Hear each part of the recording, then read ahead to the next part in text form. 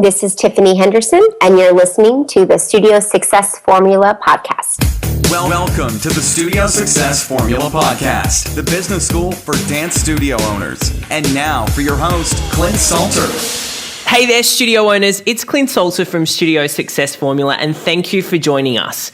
Our guest today is the successful owner of 7 Tiffany's Dance Academy locations with over 2,500 students and enrollments of over 4,000. And she's also the founder of Twinkle Star Dance. Please welcome to the Studio Success Formula podcast, Tiffany Henderson. Hello, Tiffany. Hello, how are you? Fantastic. Really great to have you here today. Thanks for taking the time out. Of course. Thank you for having me. Now, Tiffany, you were a professional jazz dancer before opening up Tiffany's Dance Academy. Why did you make the decision to open up your own studio? It turned out that right after I finished dancing and finished my college degree at the University of Arizona, I met my husband-to-be, and his name is Paul, and we moved back to the Bay Area where I am from.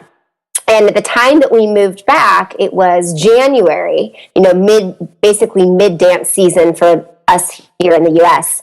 And it was, I was just trying to find some jobs, some teaching jobs, something that I could just make a little money just while I was, kind of getting my feet wet in the area. And the first job that I got was working for a program at a community center with 2 to 6-year-olds. And at the time, I didn't even know what a 2-year-old did. I mean, I hadn't seen children in a very long time. I didn't know when they went to kindergarten. I had no idea. You were like, can they walk? Do they talk? Right. What do they do? Yeah, are they in the first grade? Or I had no idea. So I took the job because it's whatever, the first thing that I could find. And I found myself at a community center in a class with 22-year-olds and their mothers with strollers inside the classroom.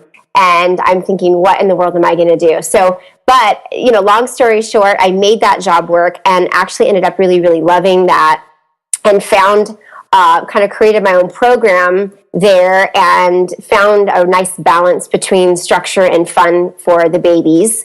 And I really, really loved it. And and so I was teaching, and I was teaching babies. I was teaching advanced kids. I was dancing and performing. And then I got married. And so we decided to buy a house. And in the Bay Area, where I'm from, Silicon Valley, at that time was the .com boom. So you couldn't buy a house down in the Silicon Valley, for any kind of reasonable price. So we looked at moving out to where we are now in Livermore and commuting. And so we bought the house. I commuted and taught for a while. And then after a while, I was pregnant with my first son, who is now 14. And I decided then that I didn't want to drive anymore. And I found there was a retail shopping center that was brand new, right where we bought our brand new home, and a bunch of, a lot of young families were moving in at the time, like us. And I just thought, what, if I put my baby program right here that I've been doing down there, I think I could work maybe 10 hours a week. I don't know, maybe I'd be a half-time mom, half-time, teach dance. So, that just, the decision to open the studio was always something that I, probably wanted to do, but was more out of, not necessity, but just functionality. And so we opened, I put the studio in, and that first year, before the door opened, we had 350 kids registered, before we even started class. So really, those make up the decisions. And I think also, there's always that idea that you want to have your own thing and, just kind of take these kids and train them all the way up. Because a lot of times when you're teaching at a studio, you're kind of getting kids, other people have trained them. So it was very exciting to me to have my own thing. Yeah, awesome. And so you spoke about a few things there that I just want to touch on. The first one is the 300 students. I mean, what kind of marketing strategies, or was it quite organic? Was it a mix of great location, the way you branded yourself? I mean, what got 300 new students in the door before you'd even started? Yeah, great question. So the first thing that I think it was a combination of those things that you just mentioned. The first thing that we did is we, this was in year 2000. Okay, so we created a trifold flyer, and it had a picture of myself It had some pictures of some kids I had worked with. It had my dance degree, where I'd performed, where I've been teaching, information about myself and about the studio. And we decided to call the studio Tiffany's Dance Academy, which from the outside seems very kind of, I don't know, it's not, I can find the word for it. It's not immature. It just seems maybe less professional. But we thought, you know what, when I go into this, and as you said, I was a professional jazz dancer, so I did have that as my background. But when I went to market my studio, what I knew is that I was only going to get, and I only really wanted those new recreational dancers. I didn't want dancers, nor did I think I was going to get them from other existing studios. So I knew that marketing myself as this expert and only wanting high-end dancers, come and take, 17 hours a week from me right away was probably not going to work. I knew, though, that I could market to those brand new 2 through 6-year-olds, and I could get them, and I thought the name Tiffany was sweet, and it attracted the kids, the young kids, and the mothers.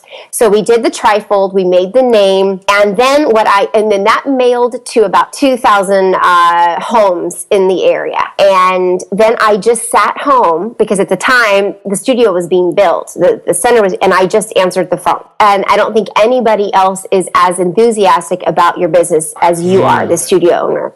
So, yeah, and I loved talking about it. I loved talking, and it was so exciting, these people calling in, and they were going to be my students.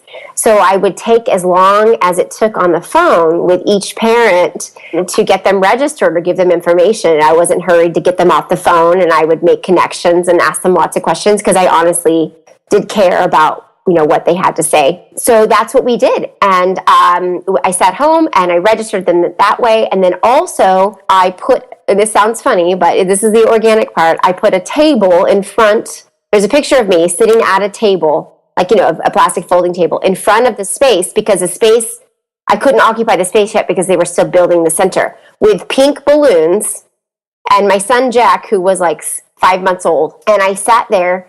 And that was how we actually got to the first 100 kids, even before I took phone calls. And as people drove by, there's a location part, right? We were on a busy street.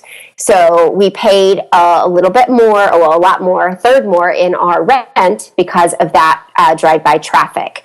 And that was, that's just in your marketing budget. So they could see the sign, they could see us sitting there, and they would drive in, and then I would register them right there. So it was a combination of those things that really got us going, and I think we ended that year with near 375 kids in one room studio. Fantastic. Look, you touched on something which I think is really important and so many studios miss, and that's that when they're marketing, they try and be all things to all people. You had absolute clarity. You went in there saying, you know what, we're all about these 2 to 6 year olds. They're what we want. They're who we serve best. That's what my program is created for.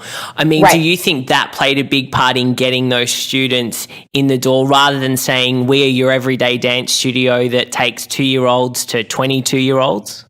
Yes, I do believe that. And even if you, and the point is that if you market to the 2 to 6s, because that is the biggest market out there, that's the biggest group of population that you can pull from. That's a bigger group, right? Because they don't dance yet.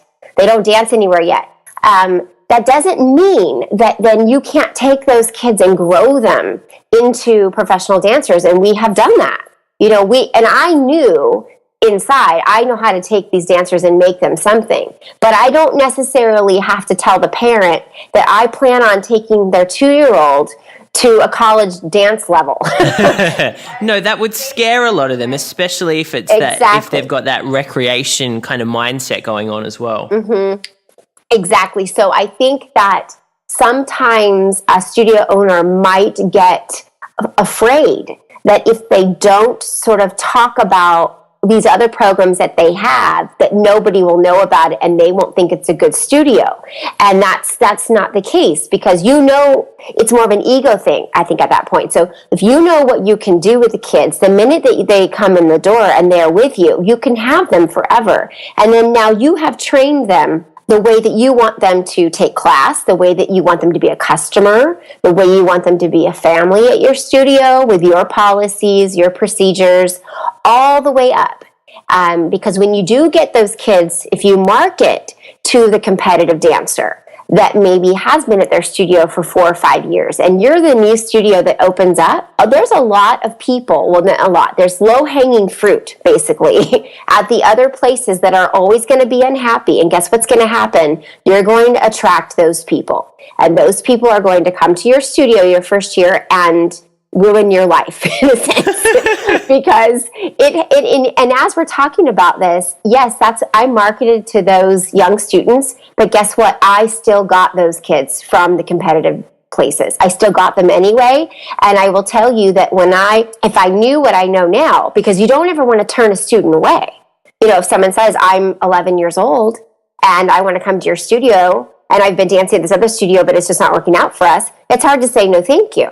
Right? So especially when you just need students. But if I had it to do over again, and I've told other people when they're opening their first studio, what I wouldn't have done is I wouldn't have let them do competitions that first year. I would have said, sure, I'll take you, but we don't do competitive events this year. We might do it next year or the year after, but we're just getting started. Because what ended up happening is I had all these kids, and it sounds so wonderful, and it was.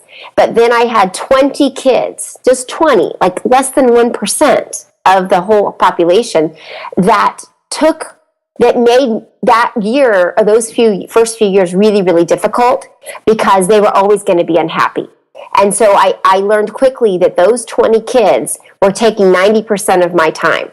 Does that make sense? So It was like, but there's not much you can do about it. I know we're getting a little off topic here, but I think it's important specifically for a new studio owner to know the pitfalls of that. And I think that's why, but you don't know until you've learned it. But I didn't even market to them. But when there's anything new opens up, they want to kind of check that out. So exactly. Exactly. So I love that point though, because you're right. When someone's opening up a studio, their main objective is to get those numbers, get those students through the door. So they're saying yes to everything. Will you do a birthday party? Yes, we'll do a birthday party. Will you teach us, will you teach this class? Do you do musical theatre? Yes, we can. I always feel like studio owners don't learn how to say no until a couple of years into it. Yeah, I agree with you. And then you find yourself in a place where you have to go back and change the rules. And that is the hardest thing to do, which is why, I love talking with new studio owners, because I feel like now there's so many programs and systems out there for them that I didn't have in 2000 to manage their studio, and curriculums and things like that would make their life like so much easier. And I wish I had those things. And if you do them from the very beginning, that's all the parent ever knows. But definitely, yes, you can have 9 solos, and then all of a sudden you realize, no, I don't think that's a good idea to have that one child in 9 solos in the recital. So anyway. Exactly. Thank you for sharing that. That's awesome. Sure. Awesome advice. And, you now own 7 locations. So I'd love to know how you initially planned for growth, or, was there a plan, or was it really organic growth? Yeah, and actually, I will have to tell you, exciting news. Probably the last time we talked, we had 7. We now have grown to 9 locations. So we just opened a location in San Jose and one in a Club Sport Pleasanton. So, and with our 9 locations, basically this is how it started. And you asked was it organic, and the answer is yes. And the reason it is it all depends on your demographics and geography. But where we are in the Tri-Valley area, we're in this town of 80,000 people. And 7 miles away, there's another town with 80,000 people. And between those 2 towns, there's quite a bit of traffic. So it doesn't take you 3 hours to get there, but it takes you 25 minutes. So it's not commuter friendly. And so in the Livermore studio, we were doing the Twinkle Star. And when I opened the first location on that first day, I named my baby classes Twinkle Stars and Twinkle Babies. Twinkle Babies, Twinkle Stars for the 2 through 6s. And At the time, I think the program, and probably even till now, what we were doing with the babies was something nobody else was doing. And we would get students that were coming from those other towns in big numbers. And I had a parent ask me, a few of them, will you please come and do a facility in Pleasanton, this other town over? And, I was very resistant to it at first because I didn't want to open a new studio and sign another lease. So instead I said, okay, I'll go ahead and try it because this would be great. This would expand my market into that town. And it would also allow for the teachers that I had at the time to have more hours. And if my teachers have more hours, they're going to teach full time for me, and I will have more quality and more control with my faculty and will grow even more. So I said, well, this is actually a good idea. So what I did instead of opening a facility right away is that I rented space at a health club that actually ended up having a dance studio. So, it was kind of lucky, but there are other facilities like this. And I went in and we did a percentage of the tuition revenue. So you could either, pay an hourly or do that. And that grew in the first year to another 350 kids in Pleasanton. And then at that point, it was apparent that it was time to get our own, facility because I was paying more to have that space and I needed more space. So at that point, then we ended up finding our own, we leased a space there in the shopping center and moved it that way. But that was a much easier and less risky move because I already had the clientele. So I already had recurring revenue going into the lease. So you're not just going and opening this facility with this rent that you have. Yeah, no money coming in. Right. And with the health club model, or let's say community center or rental model, you're only paying for space when you're using it. And typically you're using the space when there's income. That's right. It's actually a really good model. And in the summertime, maybe when things aren't as busy, then you are having to pay that because there aren't classes going on. So that was actually a really successful thing for us. And then from there, that grew to the next town over, which is San Ramon. And then it's kept growing. And now we have nine locations within the Bay Area. And we have 8 in the Bay Area and 1 down in Southern California. Yeah, it's a great achievement. Congratulations. It's funny that we're talking about this. I've had multiple conversations this week with studio owners that are either thinking about setting up a second location or already have. And I see so many studio owners taking on a second location too soon.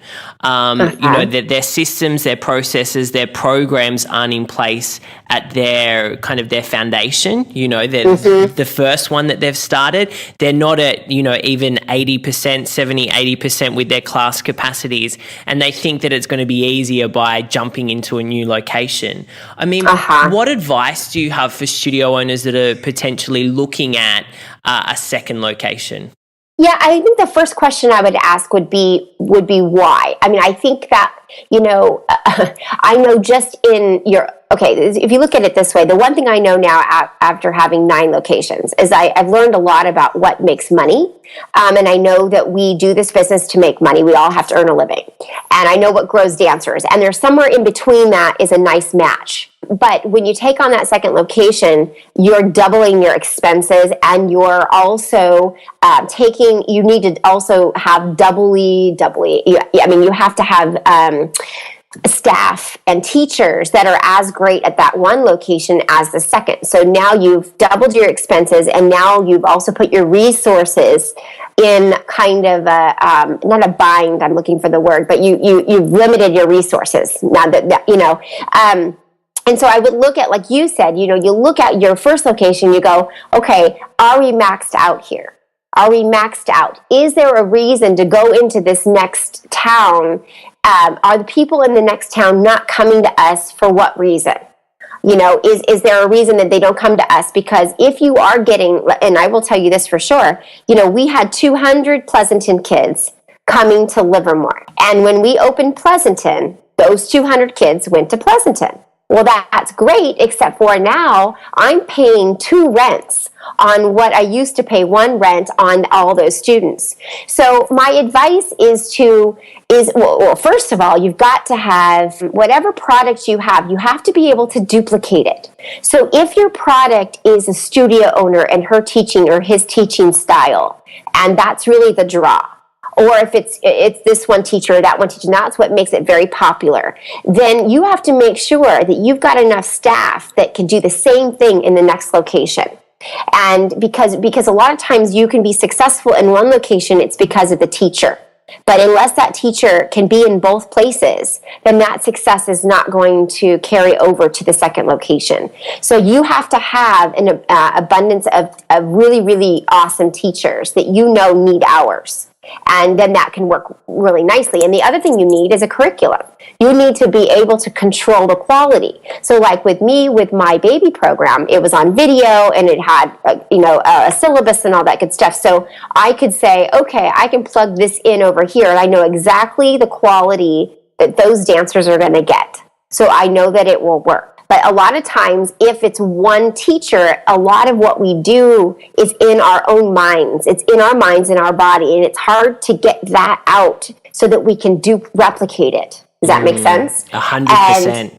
Okay, and so I think that's something that needs to be really considered, because owning multiple locations has its benefits, but there are also a lot of drawbacks, and there's a lot of risk. And one of the risks and the drawbacks is that you're not going to know everybody. And you're going to feel torn between both places as a studio owner. And at that point, then you become the manager, and you have to be willing and able to step out of maybe your teaching role full time or whatever it is that you were doing as the studio owner and be managing. And there is those teachers, so you become a teacher of the teachers. And if you don't see yourself wanting to do that or finding the time to do that before you expand, then you need to set that first.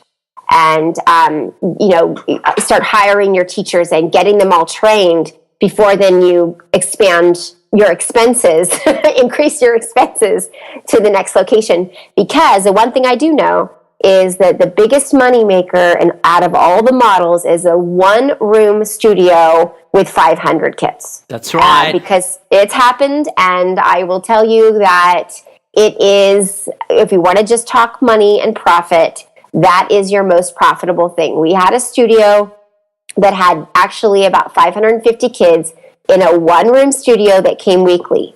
It got so big, it was making so much money, it was great, but the problem is that the parents keep saying, we need more space, we need more space. The teachers say, we need more space, we need more space, we need more space. So what we did, and I fought against it for a little while, is we took the space next to us. So now we have 2 spaces.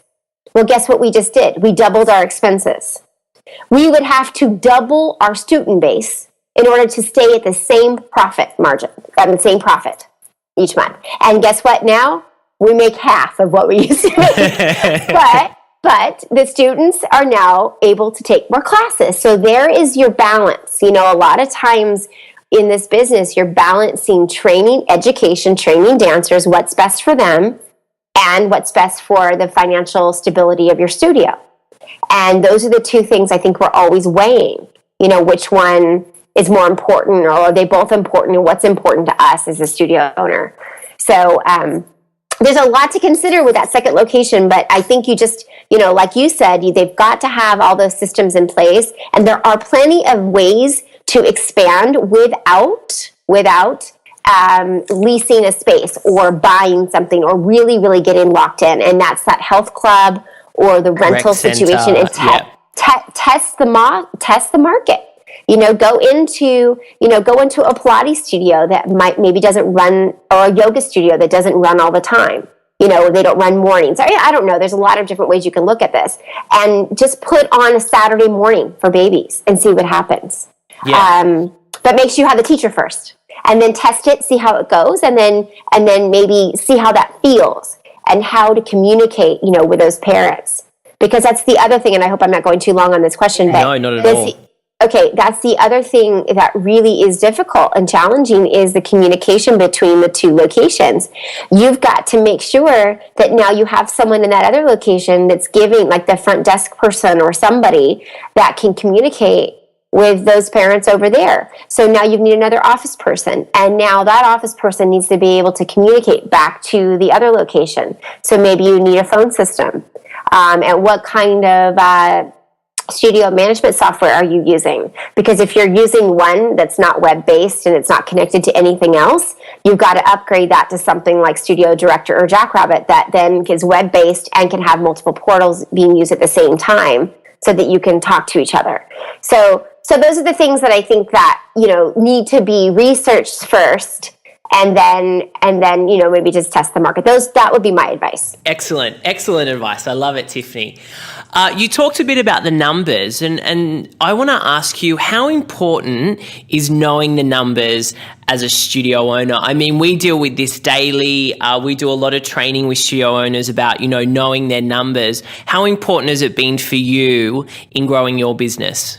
In numbers, let me ask to clarify, like which kind of numbers? Yeah, so like numbers in terms of, your financials, the amount of students you've enrolled, fees that are owing, retention rate. So all of those crucial numbers in your business that gives you a really great handle on what's going on and where you're headed.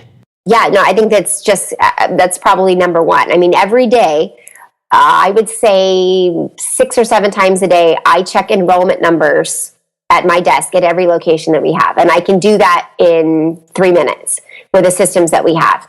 I can check numbers. I can also run a report. I run reports a lot on class lists, so I can see, and then I can sort it by enrollment, so I can see what's low. I can see classes that have 2 or 3 kids in them. And then I can look at those classes and think, okay, is that a level 2 class? Because that level 2 class, if it only has 3 kids in it right now, it's probably not going to get any more at this time of the year. And that class isn't making any money. And so one thing I think about numbers and what I can offer other studio owners that I've learned is that we think about student enrollment as, if you're looking at student enrollment one-dimensionally. Okay, I have 300 kids. Okay, great, I have 300 kids. That's great, except for when you're looking at really the most important thing is how many classes are you running? If you are running 300 kids in 10 classes, that's awesome. Yeah, right? We love that. Right. If you are running 300 kids in 300 classes, that's not so good. Because, okay, so I'm just being kind of like from one extreme to the next. A lot of times we look at a class, let's just say it's a teen tap class. All right, our favorite. Teen tap, and you know what time it's at? It's at 8:30 on a Monday. It's the busiest class that you run. Yeah, exactly. And so you're like, okay, it's got 2 kids, and there's a third one that might take it. I don't know, And I have a teacher, and maybe she's making between $20 and $30 an hour. So you're kind of doing the math on that, but you've got these 2 kids in there, and then if I take those 2 kids away, I only have 298 kids, total. So I have to keep that class running because I'll lose those 2 kids. But the problem with that is that those 2 kids cost you money. Those 2 kids that class is actually, you're paying to run that class. That class is costing you money. So and this is, I'm not trying to be offensive with these 2 teen tap dancers. We care about them. But if those 2 teen tap dancers went away and you told them this class is not running, you will end up with a higher bottom line. You will make more money because those 2 kids, let's just say they're paying $10 per class. Okay, so that's $20. If your teacher is $30, you're losing $10 per class. Now that's saying, I'm just throwing out those numbers. $10 per class times, 4 classes in a month. Okay, so there you go, $40. But you're also not counting what it costs to keep the lights on, have a front desk person there while that class is running, all of those things that go into running. There's a lot more than just payroll that goes into that class. But that's a really good way to look at it. So having said that, if you had 4 classes, right, that have 2 kids, and those, say it's 4 hours. So now you've got 10 times 4. times 4, right? So I'm not doing math in my head right now because that would be dangerous and I don't want to throw numbers. But if you did that and you said, okay, I'm going to take all 2, 4, 6, 8 of those kids, and let's just say magically I can move them to other classes that we're running already. Okay, so I keep the kids, but I get rid of those 4 payroll hours. Then you're really ahead of the game because you're going $40 times 4, that's $160 a month. Well, am I right? So again, like I'm doing math on, and I shouldn't be doing it in my head. Yeah. Get the understand the formula though. Okay. So I think a lot of times that's the problem. And in one of our locations, and this is where I know this is true.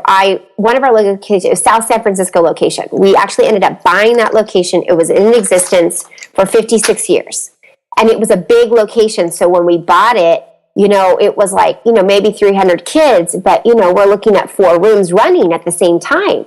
And we tried for 2 or 3 years and we just kept losing money because it was the payroll.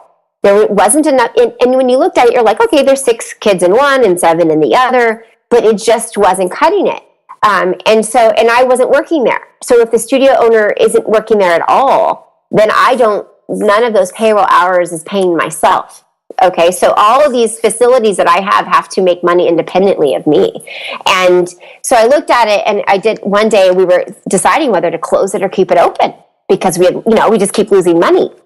And I said to my accountant, I said, okay, so tell me what my revenue is each month. And she said like $23,000. That was my tuition.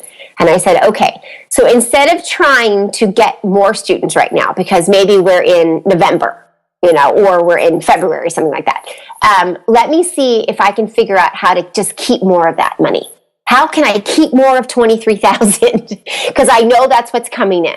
And the way that I did that is I combined a bunch of classes that were 4 kids, 5 kids, even some that had 6. And I just had to consolidate. And even though we had 4 rooms, I didn't run 4 rooms every day. So just because you have the space doesn't mean you have to fill it. So so I did 2 classes, 2 lineups, Monday, Tuesday, Wednesday, and on Thursday I had 3. And that saved the business, and now we're in a positive cash flow, and it makes, it's one of our best performers in our locations because I just kept that model. And then as you grow, as your brand grows, if you bought a studio, that's a whole other podcast, honestly. But as you bought a studio, those parents are now learning, okay, this is the way you do things. But payroll was really where it was on that. So numbers are so important. And I think one of the best things is yes, it's that enrollment number, like your student base, but it's also your class enrollment number. Yeah. So you have to know where your break-even point is with how many students in that class, according to the teacher, and what makes you money, So having fewer classes is obviously better financially. The other thing I do is I do get monthly financials from our accountant, and I go through those financials, and a lot of times there's some things on there that you think, oh, well, it doesn't seem like a lot of money when you're doing it, like, oh, it's $20 per month, or it's this month, or you don't realize how much you're spending on this insurance policy or whatever those things are. So I recommend going through that every so often to make sure that those are still competitive rates for everything, and kind of clean house a little bit. Okay, do we really need this part? Or is this the best rate we can get now? Or shopping for those percentage rates on your credit card fees. There's a lot of things that you can do on those ends as well with your finances. And that's a good way to see it at the end of the month, to really you can see how much your payroll adds up and how much your office admin really adds up and things like that. So I really do look at those. I 100% agree with what you're saying. I love the point that you made really around the class numbers, because this is a question we ask all the time, is how many students do you have? And then we say, what capacity are your classes running at? Because I think that is the key. Like you said, if you've got 300 students and you're offering 100 classes a week, not so great. But yeah, if you do have 300 and you're offering 20 or whatever, it's a lot more profitable, because there are many studio owners out there now that are running classes with 2 and 3 students. and are really running themselves into the red. Yes, yeah, no, for sure. And then the other thing is, and I will say too, speaking to that, the only classes that we continue running, let's just say after October, that have less than 3 kids, or like 3 kids or less, are our Twinkle Baby and Twinkle Star classes. And the reason is because those kids, we know that anyone can join that class. And there are a plethora of those age groups. And we'll get another a big enrollment time in California in January. So but in a level 2 class or in a teen tap or an adult class, those classes, when you look at what that pool of kids could be, there's less opportunity to build those classes over time than I think those baby classes. So we do keep those running a little bit longer. Thanks for listening to the Studio Success Formula podcast. To take your studio to the next level and beyond, head to StudioSuccessFormula.com.